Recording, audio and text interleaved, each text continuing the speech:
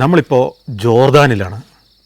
ജോർദാനിലെ ഒരു വിജന മരുഭൂമിയിൽ വാദിറം എന്നറിയപ്പെടുന്ന ഒരു മരുഭൂപ്രദേശത്ത് അതിമനോഹരമായ ഭൂപ്രകൃതിയാണ്. അവിടെ ഒരു ഡെസേർട്ട് ക്യാമ്പിലായിരുന്നു ഇന്നലെ രാത്രി. അൽ റഹായിബ് എന്നറിയപ്പെടുന്ന ഒരു ഡെസേർട്ട് ക്യാമ്പിൽ ഏതാണ്ട് ഒരു 50 പേർക്ക് താമസിക്കാവുന്ന ഒരു ഡെസേർട്ട് ക്യാമ്പാണ്. കൂടാരങ്ങളാണെല്ലാം. VIP കൂടാരങ്ങളുണ്ട്, സാധാരണ കൂടാരങ്ങളുണ്ട്. എൻ്റേതൊരു സാധാരണ കൂടാരമായിരുന്നു. അതുകൊണ്ട് രാത്രി കറണ്ട് ഉണ്ടായിരുന്നില്ല. രാത്രിയിൽ മെഴുകുതിരി കത്തിച്ച് വെച്ചാണ് കൂടാരത്തിനകത്തേക്ക് പോയതും പിന്നെ ഒരു ധൈര്യത്തിന് കുറേ നേരം മെഴുകുതിരി ഞാൻ അതിനകത്ത് കത്തിച്ച് വെച്ചാണ് കിടന്ന് ഉറങ്ങിയതും. ഏറ്റവും വലിയ പ്രശ്നം രാവിലെ ടോയ്ലറ്റിൽ പോകാനായിരുന്നു. ടോയ്ലറ്റ് 4 ഉള്ള ആകപ്പാടെ. അവിടെ ഉണ്ടായിരുന്നവർ പലരും ഞാൻ ചെല്ലുമ്പോഴത്തേക്ക് അവിടെ ക്യൂ നിൽക്കുകയാണ്. നമ്മുടെ ടെൻറ്റിനകത്ത് ടോയ്ലറ്റില്ല, കുറച്ച് അകലേക്ക് നടന്നു പോകണം. അവിടെ ടോയ്ലറ്റിൽ ക്യൂ നിൽക്കണം. അത് കഴിഞ്ഞ് പിന്നെ കുളിക്കുന്ന സ്ഥലമുണ്ട്, കുളിമുറി പക്ഷേ ആരും അവിടെ ക്യൂ നിൽക്കുന്നുണ്ടായിരുന്നില്ല. അവിടെ വന്നവർക്കൊന്നും കുളിക്കുന്ന ശീലമില്ലായിരുന്നതുകൊണ്ടാണോ എന്ന് എനിക്കറിയില്ല. ഏതായാലും സുഖകരമായിട്ടൊരു കുളിയൊക്കെ പാസ്സാക്കി ഫ്രഷായി വസ്ത്രമൊക്കെ മാറി എല്ലാം പാക്ക് ചെയ്ത് ഞാൻ ഇനി അധികം നേരം ഇവിടെ നിൽക്കേണ്ടെന്നാണ് തീരുമാനം. ഇന്ന് ഉച്ചയ്ക്ക് ഹാബിസ് എത്തുള്ളൂ എന്നാണ് പറഞ്ഞിരിക്കുന്നത്. പക്ഷേ ഞാൻ ഹാബിസിനെ രാവിലെ തന്നെ വിളിച്ചു. മൊബൈൽ റേഞ്ച് കിട്ടുന്നുണ്ട് അവിടെ. ഹാബിസ് ഇത്തിരി നേരത്തെ വരാൻ പറ്റുമെന്ന് ചോദിച്ചു. ഹാബിസ് പറഞ്ഞു ഒരു 9:30 ആകുമ്പോഴത്തേക്കും വന്നേക്കാം. കാരണം അവിടെ കൂടുതൽ സമയം നിന്നിട്ട് കാര്യമില്ല. ഇന്നെനിക്ക് ദീർഘമായ യാത്രയുണ്ട്, വളരെ ദൂരം യാത്ര ചെയ്യാനുണ്ട്. 300-400 കിലോമീറ്ററോളം ഇന്ന് യാത്ര ചെയ്യണം. ആ യാത്രയിൽ രസകരമായ കുറേ സ്ഥലങ്ങളിൽ പോകണം. 4 രാജ്യങ്ങളുടെ അതിരിലൂടെ ഇന്ന് സഞ്ചരിക്കണം. Jordan, Saudi Arabia, Egypt, Israel, ഇത്രയും 4 രാജ്യങ്ങളുടെ അതിർത്തിയുള്ള സ്ഥലത്ത് പോയി നിൽക്കണം എനിക്ക്. ബ്രേക്ക്ഫാസ്റ്റ് കഴിക്കാൻ ചെല്ലുമ്പോൾ ഇന്നലെ ആ ഔതും കൊണ്ട് ഗംഭീരമായ അറബിപ്പാട്ട് പാടിയ ആളാണ് അവിടെ പലഹാരം ഉണ്ടാക്കുന്നത്. രാവിലത്തെ ബ്രേക്ക്ഫാസ്റ്റ് റെഡിയാക്കുന്നതും വിളമ്പുന്നതുമൊക്കെ. നമ്മുടെ ഒറ്റക്കണ്ണുള്ള അനാത്താണ് ചായ ഉണ്ടാക്കുന്നത്. ഈ അനാത്താണ് ഇന്നലെ എന്നെ പിക്കപ്പിൽ ഹാബിസ് കൊണ്ടുവന്ന് ഇറക്കിയെടുത്തുനിന്ന് ഈ ക്യാമ്പിലേക്ക് കൊണ്ടുവന്നത്. ഞാനപ്പോൾ അയാളോട് ചോദിച്ചിരുന്നു ഇതെന്ത് പറ്റി ഒരു കണ്ണിനെന്ന്. അദ്ദേഹം പറഞ്ഞു, വളരെ കൂളായിട്ട് പറഞ്ഞു, ഒട്ടകം തൊഴിച്ചതാണെന്ന് പറഞ്ഞു. ഞാൻ പെട്ടെന്ന് തന്നെ ബ്രേക്ക്ഫാസ്റ്റ് കഴിച്ചുകൊണ്ടിരിക്കുമ്പോൾ പലരും പല ജോലിയിലാണ്. ഇവിടെ ആകപ്പാടെ 8-10 ജീവനക്കാരേ ഉള്ളൂ. അവരെല്ലാം ഈ അനാത്ത് ഉൾപ്പെടെ പലരും പല ജോലികൾ മൾട്ടി ടാസ്കിംഗ് ആണ്. പല ജോലികൾ ഒരേ സമയം ചെയ്യും. ഡ്രൈവറായിട്ട് ജോലി ചെയ്യും, ടൂർ ഗൈഡായിട്ട് ജോലി ചെയ്യും, അതുപോലെ തന്നെ ചായ ഉണ്ടാക്കും, കാപ്പി ഉണ്ടാക്കും, ഭക്ഷണം ഉണ്ടാക്കും, വിളമ്പും, ക്ലീൻ ചെയ്യും. അതുപോലെ തന്നെ ഒരാൾ മുറ്റം അടിക്കുകയല്ല, മരുഭൂമിയാണല്ലോ, മണലാണ്. അപ്പോൾ മണലിൽ ഇന്നലെ രാത്രി ഒത്തിരി പേര് നടക്കുകയും വൈകുന്നേരം ഈ സംഗീതം നടക്കുകയും ഒക്കെ ചെയ്ത ആ മുറ്റത്ത് ഇന്നൊരാൾ ഒരു പലക കൊണ്ട് മണൽ ലെവലാക്കുക. അതായത് ആ നടന്ന കാൽപ്പാടെല്ലാം മായ്ച്ച് കളയുകയാണ് ഒരാൾ. അതൊരു വിചിത്രമായൊരു ജോലിയായിട്ട് എനിക്ക് തോന്നി. അങ്ങനെ പലരും പല ജോലി ചെയ്യുന്നു. ഒരു വൃദ്ധൻ അവിടെയുണ്ട്. അദ്ദേഹമാണ് ഈ ക്യാമ്പിൻ്റെ ഒരു സൂപ്പർവൈസറെ പോലെ, ഒരു മുതലാളിയെപ്പോലെ അവിടെ എപ്പോഴും കാണുന്നയാൾ. അങ്ങനെ ഞാൻ ബ്രേക്ക്ഫാസ്റ്റ് എല്ലാം കഴിച്ച് ഇനി ഇറങ്ങാൻ പോവാണ്.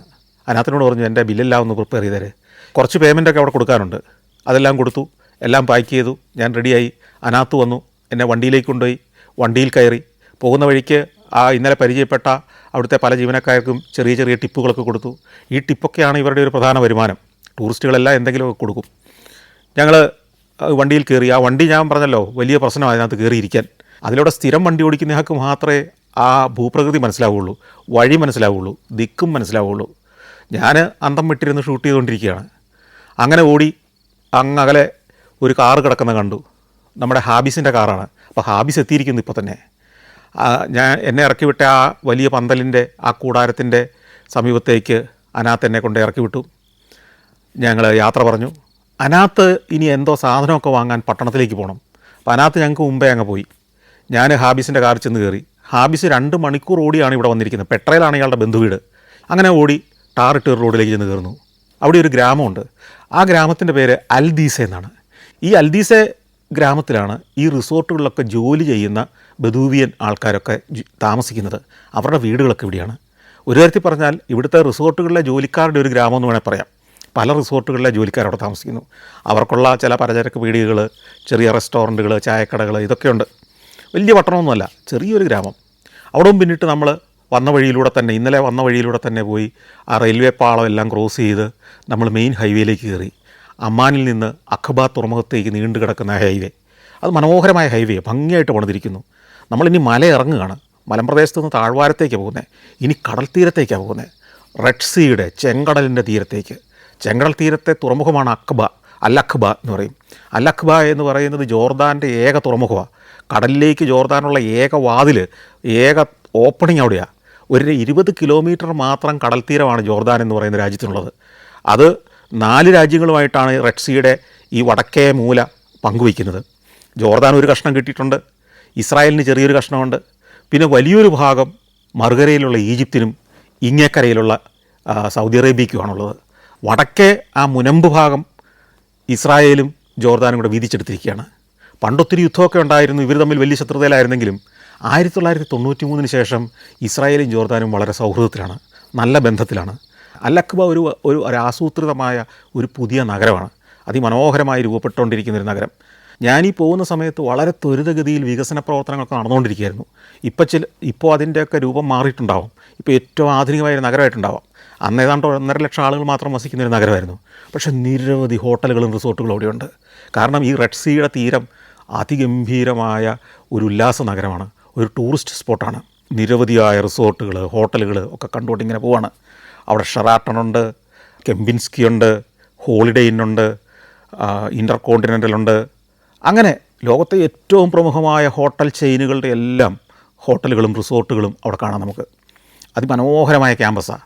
പലതും വലിയ റിസോർട്ടുകളാണ്, ഒരു ഒറ്റ ഹോട്ടലല്ല, നിരവധി കോട്ടേജുകളും ബീച്ചും ഒക്കെ സ്വന്തമായിട്ടുള്ള വമ്പൻ പ്രോപ്പർട്ടികൾ. അതൊക്കെ അടുത്ത കാലത്ത് കൂടുതൽ വികസിച്ചുകൊണ്ടിരിക്കുക. അപ്പോൾ ഞാൻ ഹാബീസിനോട് പറഞ്ഞു, എനിക്ക് ബീച്ചിലൊന്ന് ഇറങ്ങണം. അപ്പോൾ പറഞ്ഞു, ഇവിടെ ഇറങ്ങിക്കോളൂ എന്ന് പറഞ്ഞ് ഒരു ഭാഗത്ത് വണ്ടി നിർത്തി. അവിടെ ഒരു പാലത്തിൽ നിന്ന് ഞാൻ ദൃശ്യങ്ങളൊക്കെ പകർത്തിയെടുത്തു. അവിടെ കുറേ ആളുകൾ നീന്തുന്നുണ്ട് വെള്ളത്തിൽ. നല്ല തെളിഞ്ഞ സ്ഫടിക സമാനമായ വെള്ളമാണ്, അടിത്തട്ട് കാണാം നമുക്ക്. അതിനകത്ത് സ്പീഡ് ബോട്ടുകളുണ്ട്, ജെറ്റ് സ്കീകളുണ്ട്, ഈ വെള്ളത്തിൽ പെഡൽ ബോട്ടുകൾ വരെയുണ്ട്. ഈ പെഡൽ ബോട്ടും തുഴഞ്ഞു നടക്കുന്ന ധാരാളം ആളുകൾ. ഇവരൊക്കെ കുടുംബമായിട്ട് ഇവിടേക്ക് വരികയാണ്. ഈ ജോർദാനിലെ സമ്പന്നരാണ് കൂടുതൽ ഇത്തരം റിസോർട്ടുകളിലേക്ക്, ഇത്തരം ബീച്ചുകളിലേക്ക് വരുന്നത്. സാധാരണക്കാരായ ബന്ധുക്കൾ ഒന്നും ഇത്തരം സ്ഥലങ്ങളിലേക്ക് വരാനുള്ള സാഹചര്യമുള്ളവരായിരിക്കില്ല. പക്ഷേ ധാരാളം സമ്പന്നർ ഈ രാജ്യത്തുണ്ട്. അവരുടെയൊക്കെ ഒരു വെക്കേഷൻ ഡെസ്റ്റിനേഷനാണ് ഈ ചെങ്കടൽ തീരത്തെ ഈ മനോഹരമായ ബീച്ചുകളും റിസോർട്ടുകളുമൊക്കെ. നമ്മൾ ഈ ചെങ്കടൽ കാണുന്ന ഒരു നീലനിറത്തിൽ തന്നെയാണ്. പേര് ചെങ്കടലിനാണെങ്കിലും ഇതിനെങ്ങനെയാണ് ചെങ്കടൽ എന്ന് പേര് വന്നെന്ന് വിചിത്രമായൊരു കഥയാണ്. ഇതിനകത്ത് ഒരുതരം ബാക്ടീരിയയുണ്ട്. ഈ ബാക്ടീരിയ ചില ഭാഗത്ത്, ചില പ്രദേശങ്ങളിൽ പ്രത്യേകമായിട്ട് ഒരു രൂപപരിണാമം വരുത്തും. ഈ വെള്ളത്തിൻ്റെ നിറം മാറ്റും. അപ്പോൾ കുറച്ച് അകലെ നിന്ന് നോക്കുമ്പോൾ ചില ഭാഗങ്ങളൊക്കെ ചുവന്നിരിക്കും. ഈ കടലിലെ ബാക്ടീരിയകൾ ഉണ്ടാക്കുന്ന ഒരു നിറമാറ്റമാണ്. പണ്ടുകാലം മുതൽ ഇത്തരത്തിലുള്ള ചില പ്രതിഭാസങ്ങൾ ഈ ചെങ്കടലിൽ ഉണ്ടാകുമായിരുന്നു. അങ്ങനെയാണ് ഇതിന് ചെങ്കടൽ എന്ന് പേര് വന്നത്. സത്യത്തിൽ നമ്മൾ നോക്കുന്നിടത്തെല്ലാം നീല നിറത്തിലാണ് ഈ ചെങ്കടൽ കാണപ്പെടുക. നീല ചെങ്കടൽ എന്ന് വേണേൽ വിളിക്കാം. നമ്മൾ ഈ അൽ അഖ്ബയുടെ ബീച്ചിൽ നിന്ന് വടക്കോട്ട് നോക്കുമ്പം ഇതേപോലെ തന്നെ മറ്റൊരു പുതിയ പട്ടണം ഉയർന്നു വരുന്നത് കാണാം. അത് ഇസ്രായേലാണ്. ഇസ്രായേലിൻ്റെ എയിലാത്ത് പട്ടണമാണ്. ഈ അൽ അഖ്ബ പോലെ തന്നെ ഇസ്രായേലിന് ചെങ്കടലിലുള്ള ഒരു തുറമുഖ നഗരം. ഇത് തമ്മിൽ ചേർന്നായിരിക്കുന്നത്, ഒരു ട്വിൻ സിറ്റി പോലെയാണ്. പക്ഷേ ഒന്നിൽ നിന്ന് അടുത്തതിലേക്ക്, അടുത്തത് നിന്ന് ഇങ്ങോട്ടോ കടക്കാൻ അത്ര എളുപ്പമല്ല. അവിടെ നല്ല ചെക്ക് പോയിൻ്റ് ഉണ്ട്. ആ അത്യാവശ്യം പെർമിറ്റൊക്കെ ഉള്ളവരെ മാത്രമേ കയറ്റി വിടുള്ളൂ, വിസ വേണം, അങ്ങനെ കർശനമായ പരിശോധനകളുണ്ട്. പക്ഷേ ഇത് രണ്ടും അടുത്തടുത്താണ്. ഒരു വേലിക്കെട്ടിൻ്റെ അപ്പുറം ഇപ്പുറമായിട്ട് നിൽക്കുന്ന 2 പട്ടണങ്ങളാണ്. എയിലാത്ത് അതിവേഗം വളരുന്നൊരു പട്ടണമാണ്, ഒരാധുനിക നഗരം. അടുത്ത കാലത്താണ് അതിവേഗത്തിൽ അത് വളരാൻ തുടങ്ങിയത്. അൽ അഖ്ബയും അതുപോലെ തന്നെ അടുത്ത കാലത്ത് ജോർദാൻ വളരെയധികം ഫണ്ട് ഇറക്കി ഒരു സ്പെഷ്യൽ എക്കണോമിക് സോണാക്കി വളർത്തിക്കൊണ്ടിരിക്കുക. ഇവരുടെ എക്സ്പോർട്ട് മുഴുവൻ നടക്കുന്നത് ഇതുവഴിയാണ്. അവിടെ നിന്ന് ഷൂട്ട് ചെയ്തുകൊണ്ടിരിക്കുമ്പോൾ ഇതിൻ്റെ തെക്ക് ഭാഗത്ത് കൂറ്റനൊരു പതാക കാണാം. അത് നമ്മൾ ഈ അൽ അഖ്ബ നഗരത്തിൽ കയറി ഇതിലൂടെ യാത്ര ചെയ്താൽ ഈ പതാക കാണാം, കൊടി, വലിയൊരു പതാക. ആ പതാക എന്ന് പറയുന്നത് ലോകത്തിലെ തന്നെ ഏറ്റവും വലിയ 4ാമത്തെ പതാക ഏതാണെന്നാണ് പറയുന്നത്. കൂറ്റനൊരു പതാക. അപ്പോൾ അതിൻ്റെ ചുവട്ടിലൊന്ന് പോകണമെന്ന് ഞാൻ തീരുമാനിച്ചു. കാരണം വമ്പനൊരു സാധനമാണത്. ഹാബീസ് കാറുമായിട്ട് വന്നു. അടുത്തത് ഇവിടെ ഒരു വലിയൊരു കാസിലുണ്ട്, മാംലൂക്ക് കാസിൽ. അൽ അഖ്ബ എന്ന് പറയുന്ന തുറമുഖ പ്രദേശം ഈ അറബി നാടുകളുടെ, അല്ലെങ്കിൽ ഇന്നത്തെ ഇസ്രായേൽ ഉൾപ്പെടുന്ന പ്രദേശങ്ങളുടെയൊക്കെ പുറം ലോകത്തേക്കുള്ളൊരു വാതിലായിരുന്നു. നിരവധി പായ്ക്കപ്പലുകളിൽ മറ്റ് രാജ്യങ്ങളിലേക്ക്, ഈജിപ്തിലേക്കും ഒക്കെ കച്ചവടത്തിനും ചരക്ക് കയറ്റി കൊണ്ടുപോകുന്നതിനും ഗതാഗതത്തിനും ഒക്കെ ഉള്ളൊരു തുറമുഖ നഗരമായിരുന്നു. അതുകൊണ്ട് തന്നെ ഇവിടം പിടിച്ചടക്കുക എന്നത് ഏതു കാലത്തും ഈ ജോർദാൻ ഉൾപ്പെടുന്ന ഭൂപ്രദേശത്തെ വരുതിയിലാക്കാൻ ശ്രമിച്ചവരെല്ലാം യുദ്ധം ചെയ്തിട്ടുണ്ട് പിടിച്ചടക്കാൻ വേണ്ടി. ഒരു കാലത്ത് ഞാൻ നേരത്തെ കഴിഞ്ഞ എപ്പിസോഡിൽ പറഞ്ഞതുപോലെ തന്നെ ഈ ഭാഗമെല്ലാം തുർക്കികളുടെ കീഴിലായിരുന്നു. നമ്മൾ ഇന്ന് ചിന്തിക്കുമ്പോൾ തുർക്കിയും അറബി നാടുകളും ഒക്കെ ഏതാണ്ട് സമാനമായി ചിന്തിക്കുന്ന രാജ്യങ്ങളാണെന്ന് തോന്നുമെങ്കിലും തുർക്കികളും ഈ അറബി രാജ്യങ്ങളുമായിട്ട് നിരന്തര പോരാട്ടത്തിലായിരുന്നു, യുദ്ധത്തിലായിരുന്നു. ആ പോരാട്ടത്തിൽ ബ്രിട്ടൻ സഹായിച്ചു കൊടുക്കുകയും അതിനകത്ത് ഇടപെടുകയും ഈ അറബികളുടെ ഒപ്പം നിന്ന് തുർക്കിയെ പരാജയപ്പെടുത്തി ഇവിടുന്ന് ഓടിക്കുകയും ചെയ്തു. തുർക്കിയിലെ ഓട്ടോമൻ ചക്രവർത്തി തന്നെ അധികാരത്തിൽ നിന്ന് പുറത്താകുന്നതിലേക്ക് ഇത്തരം വിപ്ലവങ്ങളെല്ലാം വഴിതെളിക്കുകയും ചെയ്തിട്ടുണ്ട്. അതൊക്കെ 1916, 17, 17, 18 കാലഘട്ടത്തിലെ സംഭവവികാസങ്ങളാണ്. അപ്പോൾ അതിനു മുമ്പും അക്കാലത്തും ഒക്കെ തുർക്കികൾ ഇവിടെ പിടിച്ചടക്കിയിരുന്ന കാലത്ത് പോലും അവരുടെ ഭരണത്തിൻ്റെ ഒരു പ്രധാന കേന്ദ്രം ഈ അൽ അഖ്ബയും അൽ അഖ്ബ കടൽ തീരത്തെ ഒരു കോട്ടയുമൊക്കെ ആയിരുന്നു. അത് ഒരു മാംലൂക്ക് കോട്ടയാണ്. മാംലൂക്കുകൾ എന്ന് പറയുന്ന ഒരു വംശം ഇവിടെ ഭരിച്ചിരുന്ന കാലത്ത് ഉണ്ടാക്കിയ കോട്ടയാണ്. അപ്പോൾ ആ കോട്ടയൊന്ന് കാണണം. അതിനടുത്ത് കൊണ്ടുപോയി വണ്ടി നിർത്തി ഇറങ്ങി. ഒരു മനുഷ്യനില്ല, ഞാൻ മാത്രമാണ് ആ ദിവസം ആ കോട്ട കാണാൻ ചെന്നിരിക്കുന്നത്. അവിടെ സുവനീർ കടകളുണ്ട്. ഏതാണ്ട് 2 ദിനാറിൻ്റെ ഒരു ടിക്കറ്റ് എടുക്കണം. 2 ദിനാർ എന്ന് പറഞ്ഞാൽ 200 രൂപയാണ്. അതൊക്കെ എടുത്ത് ഞാൻ അകത്ത് കയറി അതിൻ്റെ ഉൾത്തളങ്ങളിലൂടെ നടന്നു, അതിൻ്റെ ചരിത്രം ഓർത്തു. ഇത്തരത്തിൽ എത്രയോ പോരാട്ടങ്ങൾ, ഈ അൽ അഖ്ബയ്ക്ക് വേണ്ടിയുള്ള യുദ്ധങ്ങൾ, തുർക്കികളും അറബികളും തമ്മിലുള്ള പോരാട്ടങ്ങൾ, തുർക്കികളെ പരാജയപ്പെടുത്താൻ വേണ്ടി ബ്രിട്ടീഷുകാർ ഉൾപ്പെടെയുള്ള വൈദേശിക ശക്തികൾ ഈ അറബികളുടെ ഒപ്പം ചേർന്നത്, ടി ലോറൻസിനെ പോലുള്ള സൈനിക ഓഫീസർമാരെ ഇങ്ങോട്ട് അയച്ചത് തന്നെ ഈ തുർക്കികളെ ഈ നാട്ടിൽ നിന്ന് പരാജയപ്പെടുത്തി ഓടിക്കാനുള്ള അറബികളുടെ ഒരാവശ്യം പ്രമാണിച്ച് അവരെ സഹായിക്കാനെന്ന വ്യാജേന എന്നും വേണമെങ്കിൽ പറയാം, ബ്രിട്ടൻ ഇങ്ങോട്ട് സൈന്യത്തെ അയക്കുകയായിരുന്നു. അപ്പോൾ അതിൻ്റെ എല്ലാം പോരാട്ടങ്ങളുടെ, എത്രയോ കൊലപാതകങ്ങളുടെ, ചതിവുകളുടെ, ചാരപ്പണികളുടെ ഒക്കെ കഥകൾ കണ്ട അറിഞ്ഞ ഒരു കോട്ടയ്ക്കകത്തൂടെയാണ് നമ്മൾ നടക്കുന്നത്. ഇന്ന് ഞാൻ സഞ്ചരിക്കുമ്പോൾ അതിനകത്ത് അധികം ആളുകളെയൊന്നും കാണുന്നില്ലെങ്കിലും ഇതിനകത്ത് നിരവധി പടയാളികളും ഭരണാധികാരികളും ഒക്കെ ഉണ്ടായിരുന്നൊരു കാലമുണ്ട്. അടിമകളും പരിചാരകരും ഒക്കെ ഉണ്ടായിരുന്നൊരു കാലമുണ്ട്. സമ്പത്തുണ്ടായിരുന്നൊരു കാലമുണ്ട്. വളരെ ആർഭാടത്തോടെ ആളുകൾ ജീവിച്ചിരുന്നൊരു കാലമുണ്ട് ഇതിനകം. അങ്ങനെയുള്ള ഒത്തിരി ചരിത്രം നമ്മൾ ഈ മൺകോട്ടകളും ഇത്തരത്തിലുള്ള കോട്ടകളും ഒക്കെ കാണുമ്പം വരണ്ട ഒരു കെട്ടിടമായിട്ടല്ല കാണേണ്ടത്. അതിനകത്ത് സജീവമായ ജീവിതം ഉണ്ടായിരുന്ന ഒരു കാലഘട്ടത്തെ മനസ്സിലേക്ക് കൊണ്ടുവരണം. അപ്പോൾ അവിടെ നിറവുള്ള കാഴ്ചകൾ നമുക്ക് കാണാൻ പറ്റും, വർണ്ണ വിളക്കുകൾ നമുക്ക് കാണാൻ പറ്റും, വർണ്ണ പരവതാനികൾ കാണാൻ പറ്റും, അതിലൂടെ നടക്കുന്ന മനുഷ്യരെ കാണാൻ പറ്റും, സുന്ദരന്മാരെയും സുന്ദരിമാരെയും രാജാക്കന്മാരെയും രാജ്ഞിമാരെയും റാണിമാരെയും ഒക്കെ നമുക്ക് കാണാൻ പറ്റും. അങ്ങനെ ആ കഥകളെല്ലാം ഓർത്ത് കുറേ നേരം നടന്ന് ചിത്രീകരിച്ച് അതിൻ്റെ മുറ്റത്തേക്ക് ഇറങ്ങുമ്പം ആ മുറ്റം വിശാലമായൊരു മുറ്റമാണ് ഈ കോട്ടയുടെ, ഈ സിറ്റാഡൽ എന്നാണ്, മാംലൂക്ക് സിറ്റാഡൽ എന്നാണ് അതറിയപ്പെടുന്നത്. ആ മുറ്റത്താണ് നമ്മൾ മുമ്പേ കണ്ട ആ വലിയ കൊടിമരം. ഏതാണ്ട് 45 നില കെട്ടിടത്തിൻ്റെ ഉയരമുള്ള ഒരു കൂറ്റൻ കൊടിമരമാണ്, ഒരു ഉരുക്കിൻ്റെ കൊടിമരം. ഈ കൊടിമരത്തിൻ്റെ മുകളിലാണ് ഈ ഫ്ലാഗ്. ഈ ഫ്ലാഗ് എന്ന് പറയുന്നത് ഏതാണ്ട് 60 മീറ്റർ നീളവും 30 മീറ്റർ വീതിയാണ്. 30 മീറ്റർ ഉയരം എന്ന് പറഞ്ഞാൽ എത്രയാണ്? ഏകദേശം 10 നില കെട്ടിടത്തിൻ്റെ ഉയരമാണ് ആ പതാകയ്ക്ക് മാത്രം ഉള്ള അതിൻ്റെ വീതി. നീളം ഏതാണ്ട് 60 മീറ്ററും. ആ കൂറ്റൻ പതാക, നൈലോൺ പതാകയാണ്, അതിങ്ങനെ പാറിക്കളിക്കുകയാണ്. ഇത് പണ്ട് ഞാൻ ഇതിനൊക്കെ വർഷങ്ങൾക്ക് മുമ്പ് ഇസ്രായേലിൽ വന്നപ്പോൾ എയിലാത്ത് തുറമുഖത്ത് നിന്നുകൊണ്ട് ഞാൻ ഈ പതാക കണ്ടിട്ടുണ്ട്. അന്നത് കൂറ്റൻ പതാകയായിട്ട് അവിടെ നിന്ന് ഞാൻ ഷൂട്ട് ചെയ്തതാണ്. ഈജിപ്തിൻ്റെ ബോർഡറിൽ നിൽക്കുമ്പോൾ നമുക്ക് ഈ പതാക കാണാം. അന്നും അത്ഭുതത്തോടെ കണ്ടു. ഇന്നാണ് ഞാൻ എൻ്റെ ചുവട്ടിൽ നിന്ന് ദൃശ്യങ്ങൾ പകർത്തിയെടുക്കുന്നത്. ആ ഷോട്ടെല്ലാം എടുത്ത് തിരിച്ച് കയറി ചെല്ലുമ്പോഴത്തേക്കും നമ്മുടെ ഹാബിസ് വണ്ടിയായിട്ട് അവിടെ എത്തിയിട്ടുണ്ട് കൃത്യസമയം. ഇനി ഈ വണ്ടിയിലിരുന്ന് ഈ അൽ അഖ്ബ നഗരത്തിൻ്റെ കുറേ കാഴ്ചകളിലേക്ക് പോകാൻ തീരുമാനിച്ചു. അങ്ങനെ ഉൾതെരുവുകളിലൂടെ ഒക്കെ യാത്രയായി. അൽ അഖ്ബ നാളത്തെ ജോർദാൻ്റെ പ്രമുഖ നഗരമാണ്. നമുക്ക് ബോംബെ എങ്ങനെയാണോ എന്നതുപോലെയാണ് ജോർദാൻ അൽ അഖ്ബ. അത്രയൊന്നും വലിപ്പവും അത്രയൊന്നും ജനസംഖ്യയും ഇല്ല. പക്ഷേ ഇവരുടെ വാണിജ്യത്തിൻ്റെ സ്ഥിരാകേന്ദ്രമാണ്. നാളെ ഇവരുടെ ടൂറിസത്തിൻ്റെ പ്രധാന കേന്ദ്രം ഈ അൽ അഖ്ബയായിരിക്കും ഒന്ന്. മറ്റൊന്ന് ഡെഡ് സീയുടെ തീരമാണ്, ചാവുകടലിൻ്റെ തീരം. അത് അത്ഭുതങ്ങളുടെ ഒരു ലോകമാണ്.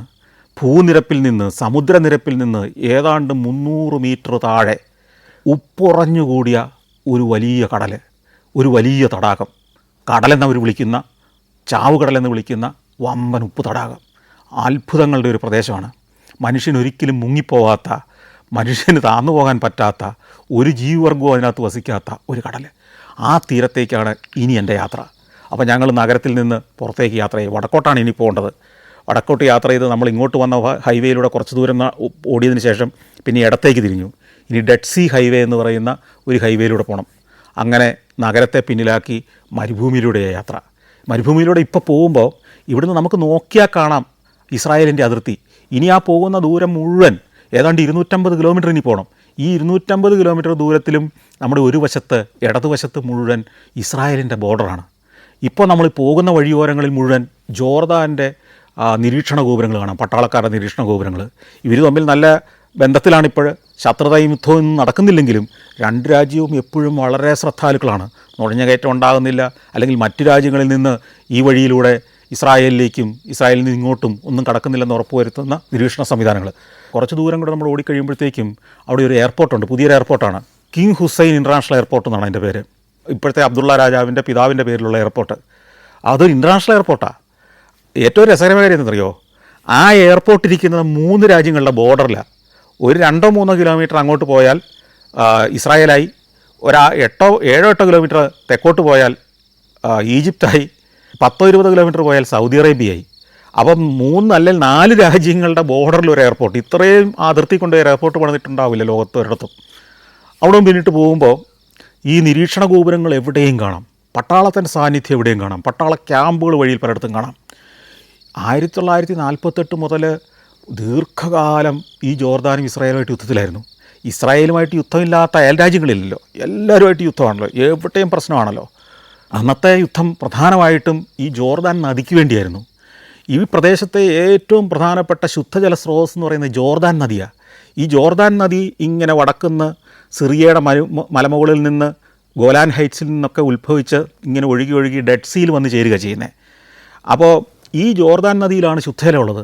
ഈ ശുദ്ധജലമാണ് ഈ പ്രദേശത്തിൻ്റെ സമ്പൽ സമൃദ്ധിയുടെ കാരണം തന്നെ. അതുകൊണ്ട് തന്നെ ഇതിൻ്റെ അവകാശത്തിന് വേണ്ടിയായിരുന്നു ശരിക്കും ഇസ്രായേലും ജോർദാനുമായും മറ്റ് പല പ്രദേശങ്ങളുമായിട്ടുള്ള യുദ്ധം നടന്നിരുന്നത്.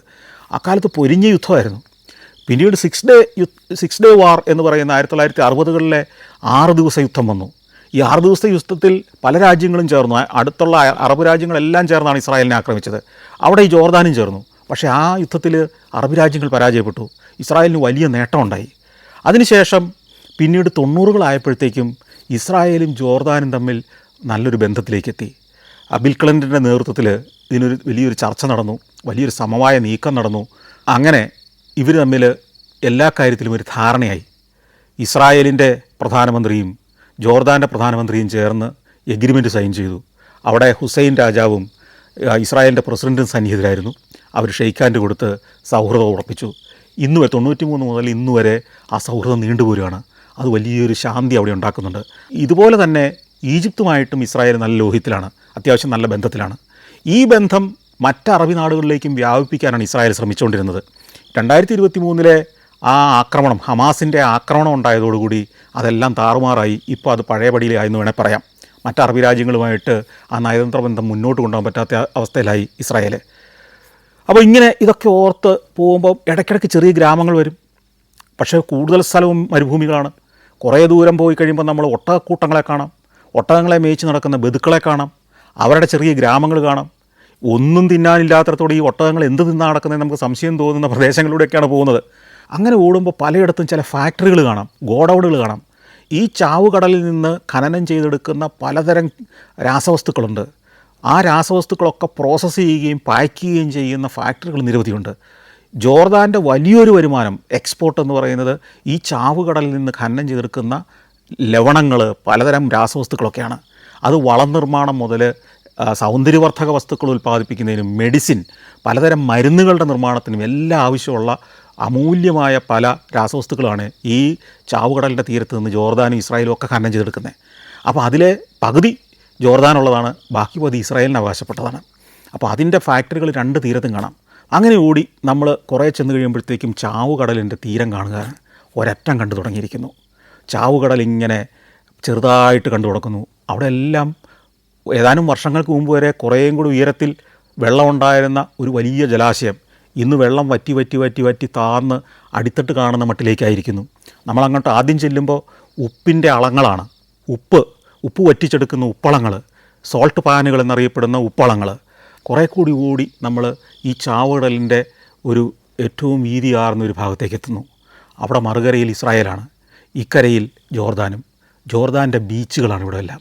അവിടെ നിരവധിയായ ഹോട്ടലുകൾ, റിസോർട്ടുകൾ, ലോകത്തിലെ എല്ലാ ബ്രാൻഡ് ഹോട്ടലുകളും, ഏറ്റവും പ്രശസ്തമായ, ഏറ്റവും സ്റ്റാർ വാല്യൂ കൂടിയ ഹോട്ടലുകളും റിസോർട്ടുകളും എല്ലാം ഇവിടെ പ്രവർത്തനം ആരംഭിച്ചിട്ടുണ്ട്. ഞാൻ ആ ചെല്ലുന്ന നാളുകളിൽ പുതിയ ഹോട്ടലുകളുടെ പണി നടക്കുന്നുണ്ട്, നിരവധി റിസോർട്ടുകൾ. ഈ തീരങ്ങൾക്കൊക്കെ, ഈ ബീച്ചുകൾക്കൊക്കെ ഒരു പ്രത്യേകതയുണ്ട്. ഈ ബീച്ചിലേക്ക് വരുന്ന ടൂറിസ്റ്റുകൾ കൂടുതലും ഹെൽത്ത് ടൂറിസത്തിൻ്റെ ഭാഗമായിട്ടാണ് വരുന്നത്. ഈ ചാവുകടലിലെ വെള്ളത്തിൽ ഇറങ്ങി കുളിക്കുക, അതിനുശേഷം ചാവുകടലിൻ്റെ അടിത്തട്ടിൽ നിന്ന് കോരിയെടുക്കുന്ന ചെളിയുണ്ട്, ഈ ലവണങ്ങളും കെമിക്കൽസും എല്ലാം ചേർന്ന ചെളി. ഈ ചെളി ദേഹത്ത് പുരട്ടി ഏതാണ്ട് അരമണിക്കൂർ വെയിൽ കൊണ്ടിങ്ങനെ നിൽക്കുക, പിന്നെ വീണ്ടും വെള്ളത്തിലിറങ്ങി കുളിക്കുക. ഇങ്ങനെ ഈ പ്രോസസ്സ് പല ദിവസങ്ങൾ ചെയ്യുമ്പോഴേക്കും ത്വക്ക് രോഗം മുതൽ ബ്ലഡ് പ്രഷർ വരെയുള്ള നിരവധിയായ പ്രശ്നങ്ങൾക്ക്, രോഗങ്ങൾക്ക് ശമനം ഉണ്ടാകുമെന്നാണ് പറയുന്നത്. ഈ ചാവുകടലിലെ ട്രീറ്റ്മെൻറ്റ് ഇന്നും ഇന്നലെയും തുടങ്ങിയതല്ല. 2000 കൊല്ലം മുമ്പ് ഹെറോദേസ് രാജാവ് ഇവിടെ ഹെൽത്ത് ക്ലിനിക്കുകൾ നടത്തിയിരുന്നു എന്നാണ് പറയുന്നത് ഈ ചാവുകടലിൻ്റെ തീരത്ത്. അവിടെ ആളുകൾക്ക് വന്ന് ചികിത്സ നടത്താൻ, ഈ ചെളി ചികിത്സ നടത്താനുള്ള സൗകര്യങ്ങളൊന്നും ഉണ്ടായിരുന്നു 2000 കൊല്ലം മുമ്പ്, BC അവസാന നാളുകളിൽ പോലും. അതുപോലെ അതിനു മുമ്പ് ഈജിപ്തിലെ മമ്മികൾ, മരിച്ച ഫറോമാരുടെ മമ്മികൾ രൂപപ്പെടുത്തുമ്പം ശരീരം മമ്മിഫൈ ചെയ്യാൻ ഉപയോഗിച്ചിരുന്നത് ഈ ചാവുകടലിൽ നിന്ന് എടുക്കുന്ന ചെളിയും പല കെമിക്കൽസ് ഉപയോഗിച്ചിരുന്നു എന്നാണ് പറയപ്പെടുന്നത്. ആ ചെളി കൊണ്ട് ലേപനം ചെയ്തിരുന്നു അത്രേ. അപ്പം 4000-5000 കൊല്ലം മുമ്പാണ് ഈ മമ്മികളൊക്കെ രൂപപ്പെടുത്തിയത്. അപ്പോൾ അന്ന് മുതൽ ഈ ചാവുകടലിലെ ചെളിയുടെ, ഉപ്പിൻ്റെ, അവിടുത്തെ ധാതുക്കളുടെ സാധ്യതകൾ ഇവർക്കൊക്കെ അറിയാമായിരുന്നു. ഇവിടെ ജീവിച്ചിരുന്ന മനുഷ്യർക്കൊക്കെ അറിയായിരുന്നു. അതായത് പഴയ നിയമത്തിലെ കാലഘട്ടത്തിലും ഒക്കെ ഈ ചാവുകടൽ തീരങ്ങൾ സുഖവാസത്തിൻ്റെ അല്ലെങ്കിൽ ഹെൽത്ത് ടൂറിസത്തിൻ്റെ ഒരു കേന്ദ്രമായെന്ന് വേണേൽ പറയാം. ഈ ചാവുകടലിൻ്റെ തീരം മുഴുവൻ റിസോർട്ടുകളാണ്, ഹോട്ടലുകളാണ്, വമ്പൻ ബ്രാൻഡുകളാണ്. Movenpick, Holiday Inn, Sheraton, Crowne Plaza, Hilton, ഇങ്ങനെ ലോകത്തിലെ പ്രശസ്തമായ എല്ലാ ബ്രാൻഡുകൾക്കും അവിടെ ഹോട്ടലുകളും റിസോർട്ടുകളുണ്ട്. കൂടുതലും റിസോർട്ടുകളാണ്. അവിടെ ഒരു കുഴപ്പമുണ്ട്. നമ്മൾ സാധാരണക്കാർക്ക് ഈ ബീച്ചിലേക്ക് ഇറങ്ങാൻ നിർവാഹമില്ല. ഈ റിസോർട്ടുകളിൽ മുറിയെടുത്തവർക്ക് മാത്രമേ ഇതിൻ്റെ തീരങ്ങളിലെ ബീച്ചുകൾ ഉപയോഗിക്കാൻ പറ്റൂ, അങ്ങോട്ട് ഇറങ്ങാൻ പറ്റൂ. ഈ തീരങ്ങൾ മുഴുവൻ റിസോർട്ടുകൾക്ക് കൊടുത്തിരിക്കുക രാജ്യം. ഈ നമ്മുടെ രാജ്യത്താണെങ്കിൽ ഇവിടെ വിപ്ലവം നടക്കും. അവിടെ പക്ഷേ ഭരണാധികാരികൾക്ക് തീരുമാനം എടുക്കാം, ആ തീരുമാനം നാട്ടുകാരനുസരിക്കും. അപ്പം എല്ലാം പ്രൈവറ്റൈസ് ചെയ്തിരിക്കുക ബീച്ചുകളെല്ലാം. അവിടെ പുറത്തുനിന്ന് ചെല്ലുന്ന ഒരാൾ താമസിക്കുന്നില്ലാത്തവർക്ക് കയറണമെങ്കിൽ ടിക്കറ്റ് എടുക്കണം. അപ്പോൾ അവിടെ അമ്മാൻ ബീച്ച് റിസോർട്ട് എന്ന് പറയുന്ന വലിയൊരു പ്രോപ്പർട്ടി ഉണ്ട്. അപ്പോൾ ഹാബീസ് പറഞ്ഞു നമുക്ക് അവിടെ കയറാം. അവിടെ വണ്ടി പാർക്ക് ചെയ്യാൻ സ്ഥലമുണ്ട്, തന്നെയല്ല നല്ലൊരു പ്രോപ്പർട്ടിയാണ്, നിങ്ങൾക്ക് വീഡിയോഗ്രാഫി ചെയ്യാനൊക്കെയുള്ള കാഴ്ചകൾ ധാരാളമുണ്ട്. ശരി, അങ്ങോട്ട് പോകാൻ പറഞ്ഞു. അതിൻ്റെ പാർക്കിംഗ് കൊണ്ടേ വണ്ടി ഇട്ടു. ഹാബീസും എൻ്റെ കൂടെ വന്നു. അതിഗംഭീരമായൊരു പ്രോപ്പർട്ടിയാണ്. ഞങ്ങൾ ഹോട്ടലിലേക്ക് പോയില്ല, പക്ഷേ മനോഹരമായ റെസ്റ്റോറൻറ്റുകൾ. നടന്ന് നമ്മൾ ബീച്ചിലേക്ക് പല സ്റ്റെപ്പുകൾ ഇറങ്ങി പോകണം. അങ്ങനെ ഇറങ്ങി ചെല്ലുമ്പോൾ ആദ്യം ചെല്ലുന്നിടത്ത് തന്നെ വമ്പൻ പൂളുകളാണ്. നല്ല നീല നിറത്തിൽ നല്ല വെള്ളം നിറഞ്ഞ് കിടക്കുന്ന പൂളുകൾ, 3-4 പൂളുകളുണ്ട്. ഈ പൂളുകളിലെല്ലാം വക്കുകളിൽ ആളുകൾ വിശ്രമിക്കുന്നു, കുടകൾ നാട്ടിയിട്ടുണ്ട്. ഈ കുടകളുടെ കീഴെ ആളുകൾ ഭക്ഷണം കഴിച്ചും ജ്യൂസ് കുടിച്ചും ബീർ നുണഞ്ഞും ഒക്കെ ഇരിക്കുന്നു. ജോർദാൻ ഒരു അറബി നാടാണെങ്കിലും അവിടെ ബീർ കിട്ടും, മദ്യം കിട്ടും, എല്ലാം ലഭ്യമാണ്, സുലഭമാണ്. അവിടെ ധാരാളം വിദേശികളും അവിടെയുണ്ട്, സ്വദേശികളായ സമ്പന്നരുമുണ്ട്. സ്വദേശികളായ സമ്പന്നർക്കേ അവിടെയൊക്കെ വരാൻ പറ്റുള്ളൂ. അതിമനോഹരമായ ഏരിയയാണ്. കുട്ടികൾ കളിക്കുന്നു, മുതിർന്നവർ നീന്തുന്നു, ഡൈവ് ചെയ്യുന്നു. ഈ 4 സ്വിമ്മിംഗ് പൂളിലും നിറയെ ആളുകളാണ്. അതിൻ്റെ തീരങ്ങളിൽ, അതിൻ്റെ ഓരത്തെ റെസ്റ്റോറൻറ്റുകളിൽ അവിടുന്ന് എന്തെങ്കിലും കഴിക്കും, കുറച്ച് നേരം വെയിൽ കൊള്ളും, കുറച്ച് നേരം വെള്ളത്തിൽ നീന്തും, തിരിച്ചു കയറും. കാരണം ഈ മരുഭൂ രാജ്യങ്ങളിലെല്ലാം വെള്ളം, പ്രത്യേകിച്ച് നീല നിറത്തിൽ കിടക്കുന്ന ആ വെള്ളമുണ്ടല്ലോ, സ്വിമ്മിംഗ് പൂളിലെ വെള്ളം, അതൊരു ഭയങ്കര അത്ഭുതം. അവർക്ക് വലിയൊരു ആവേശമാണ്. അതുകൊണ്ട് അത്തരം സ്ഥലത്ത് എത്ര പണം മുടക്കി അവർ സമയം സ്പെൻഡ് ചെയ്യും. ആ പല സ്റ്റെപ്പുകൾ ഇറങ്ങി ആ മനോഹരമായ കാഴ്ചകളിലൂടെ നടന്ന് നമുക്ക് ബീച്ചിലേക്ക് ചെല്ലാം. അങ്ങനെ ഈ സ്റ്റെപ്സ് ഇറങ്ങി നമ്മൾ ബീച്ച് ഏരിയയിലേക്ക് ചെല്ലുകയാണ്. അങ്ങോട്ട് കയറണമെങ്കിൽ $200 ടിക്കറ്റ് എടുക്കണം. അത് ഹാബീസ് പോയി ടിക്കറ്റ് എടുത്തുകൊണ്ട് വന്നു. $200 പറഞ്ഞാൽ 2000 രൂപയാണ്. ഒരു ബീച്ച് കാണാൻ, ബീച്ചിലിറങ്ങി കാല് നനയ്ക്കാൻ, അല്ലെങ്കിൽ 1 മണിക്കൂർ സ്പെൻഡ് ചെയ്യാൻ നമ്മൾ 2000 രൂപ മുടക്കണം. ഒന്ന് ആലോചിച്ച് നോക്കിയേ. ടൂറിസത്തിൻ്റെ ഒരു രാജ്യം പൈസ ഉണ്ടാക്കുന്ന ഇങ്ങനെയൊക്കെയാണ്. നമ്മുടെ ഏതെങ്കിലും ഒരു ബീച്ചിൽ കയറാൻ $2000 വെച്ചാൽ അതോടെ ആ പരിപാടി പൂട്ടും. 1 മണിക്കൂർ സമയം കൊണ്ട് കാഴ്ചകളൊക്കെ ചിത്രീകരിച്ച് തിരിച്ചു വന്നോളൂ, ഞാൻ റിസപ്ഷനിൽ കാത്തിരുന്നോളാന്ന് ഹാബീസ് പറഞ്ഞു. ഞാൻ അവിടുന്ന് പിന്നെ ബീച്ചിലേക്ക് ഇറങ്ങുകയാണ്. ബീച്ച് എന്ന് പറയുന്നത് കുറേ ഭാഗം മണലുണ്ട്. അത് കഴിഞ്ഞ് ചെല്ലുമ്പോഴത്തേക്കും പാറക്കെട്ട് പോലത്തെ ഭാഗങ്ങളാണ്. നിലത്ത് കോൺക്രീറ്റ് ചെയ്തതുപോലെ ഇരിക്കുന്നത്. നമ്മൾ കോൺക്രീറ്റ് ആണെന്നേ കരുതുള്ളൂ. അത് കോൺക്രീറ്റ് അല്ല, ഉപ്പിൻ്റെ പാറയാണ്. ഉപ്പടിഞ്ഞുകൂടി ഉണ്ടായിരിക്കുന്നതാണ്. അത് പവിഴപ്പുറ്റ് പോലെയൊക്കെ രൂപം പ്രാപിച്ചിരിക്കുന്നു, ഉപ്പിൻ്റെ പാറകൾ. ഈ ഉപ്പിൻ്റെ പാറയിലാണ് കടൽ വെള്ളം ഇങ്ങനെ ചെറുതായിട്ട് അടിച്ച് കയറി വരുന്നത്. അടി നല്ല വ്യക്തമായിട്ട് കാണാവുന്ന തെളിഞ്ഞ വെള്ളം. ഈ വെള്ളത്തിലേക്ക് ചെല്ലുമ്പോൾ നിരവധി ആളുകൾ അതിനകത്ത് കുളിക്കുന്നുണ്ട്. കുളിക്കുകയല്ല, പൊങ്ങിക്കിടക്കുക, മലർന്ന് കിടക്കുക. അവിടെ ഒരു ബോർഡ് വെച്ചിട്ടുണ്ട്, നിങ്ങളിതിനകത്ത് ഡൈവ് ചെയ്യരുത്, കാരണം അടി പാറയാണ്, തല പോയി ഇടിക്കും. രണ്ടാമത് അതിനകത്ത് കമിഴ്ന്ന് നീന്തരുത്, മലർന്ന് കിടന്നേ നീന്താൻ പാടുള്ളൂ. മൂന്നാമത് ശ്രദ്ധിക്കേണ്ട ഒരു കാര്യം, കണ്ണിലും വായിലും ഒന്നും ഈ വെള്ളം പോകാതെ നോക്കണം. ഈ വെള്ളം, ഒരു കവിള് വെള്ളം കുടിച്ചാൽ തന്നെ ചിലപ്പോൾ ആളടിച്ചു പോകും. കാരണം ഇതിനകത്ത് 29% ലവണാംശമുള്ള വെള്ളമാണ്. നമ്മുടെ സാധാരണ കടലിലൊക്കെ 4% താഴെയാണ് ലവണാംശം. ഇവിടെ 29% ലവണാംശം ഉള്ളതാണ്. അതുപോലെ ഒത്തിരി കെമിക്കലുകൾ, നിരവധി രാസവസ്തുക്കളെല്ലാം അടങ്ങിയൊരു വെള്ളമാണ്.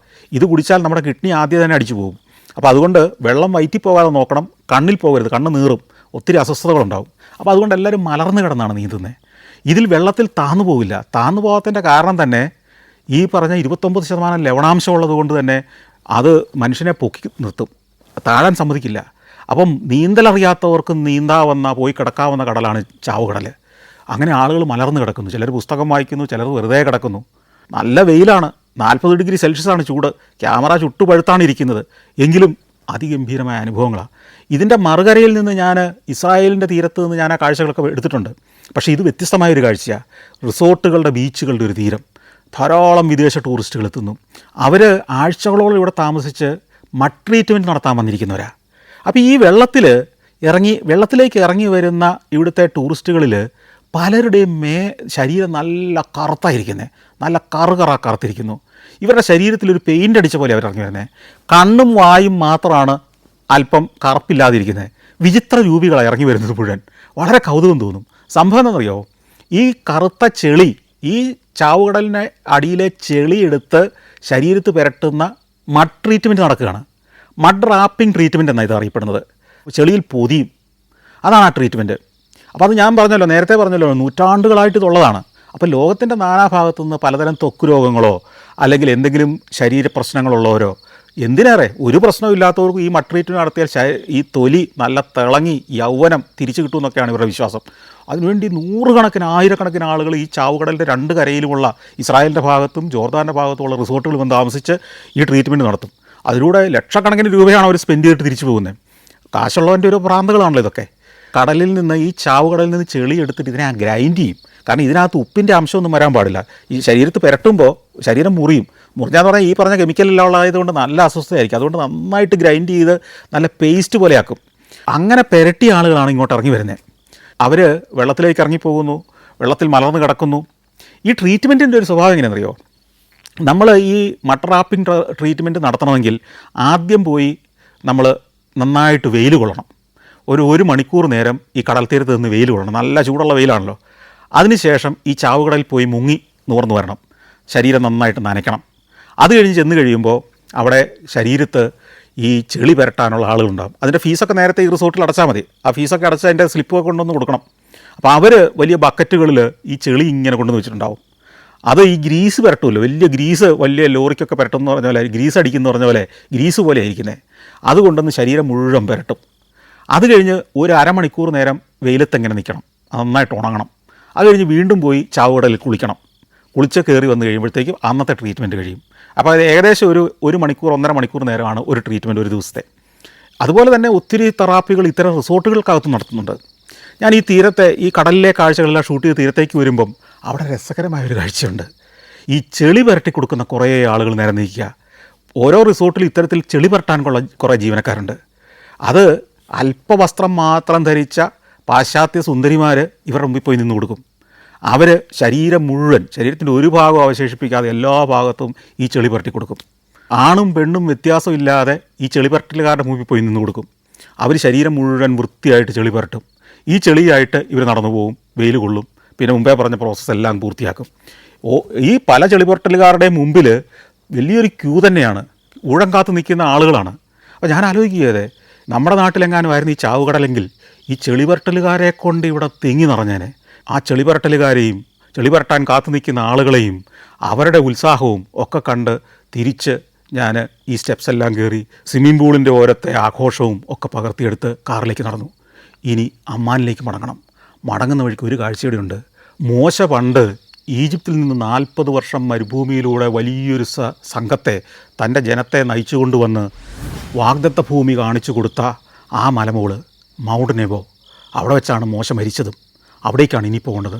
മല കയറി അങ്ങോട്ട് പോകണം. ഞങ്ങൾ കാറിൽ യാത്ര ആരംഭിച്ചു.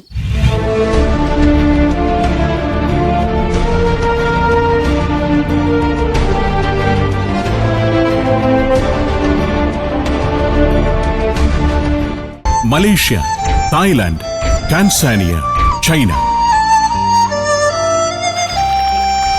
സഞ്ചാരം വോളിയം നമ്പർ 12. ഫുൾ HD യിലുള്ള ഈ അപൂർവ ദൃശ്യയാത്രാ വിവരണ ശേഖരം സ്വന്തമാക്കാൻ 995 444 222 എന്ന നമ്പറിലേക്ക് സഞ്ചാരം എന്ന് SMS ചെയ്യൂ.